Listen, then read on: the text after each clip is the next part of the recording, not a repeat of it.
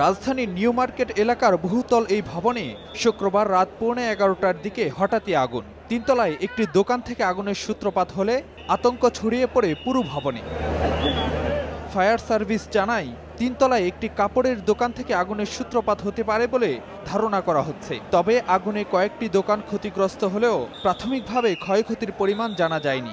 ঘটেনি হতাহতের কোনো ঘটনাও। মানুষ চিল্লাচিল্লি করতেছে আগুন আগুন, তখন আমি আমার মেয়ে বারান্দায় গিয়ে দেখি যে ধোঁয়া। আমাদের এফেক্ট করছে ধোঁয়াটাই, যে ধোঁয়ার কারণে অনেকে প্রায় অজ্ঞান হয়ে যাওয়ার মতো অবস্থা হয়েছিল। আমরা যেটা দেখতে পেয়েছি যে তিনটা দোকানের ভিতরে আগুন টোটালি পড়ে গেছে, আর দুইটা আংশিক পড়ে গেছে। একটা পর্দার দোকানের আর একটা কিছু প্যাকিং বক্স ছিল, আর একটা ক্রোকারিজ হতে পারে আর কি। তবে 17 তলা এই ভবনটির প্রথম 5 তলা বাণিজ্যিক প্রতিষ্ঠানের হলেও বাকিটা আবাসিক। বাসিন্দাদের অভিযোগ, ভবনটিতে প্রায়ই আগুন লাগার ঘটনা ঘটে। এছাড়া অগ্নিকাণ্ড প্রতিরোধ ব্যবস্থা নিয়েও নানা প্রশ্ন আছে বাসিন্দাদের। কোনো বিকল্প সিঁড়ি নেই যে আমরা যখন আগুন লাগবে আমরা অন্যভাবে বের হব। গত পরশুদিনও লেগেছিল সন্ধ্যায়, এবং আমরা অল্প স্বল্প ছিল নামিনি। আজকেও হয়তো অনেকে সেটাই ভেবেছে। ঘটনাটা হয়েছে কি যে মিথ্যাবাদী রাখালের গল্পের মতো হবে।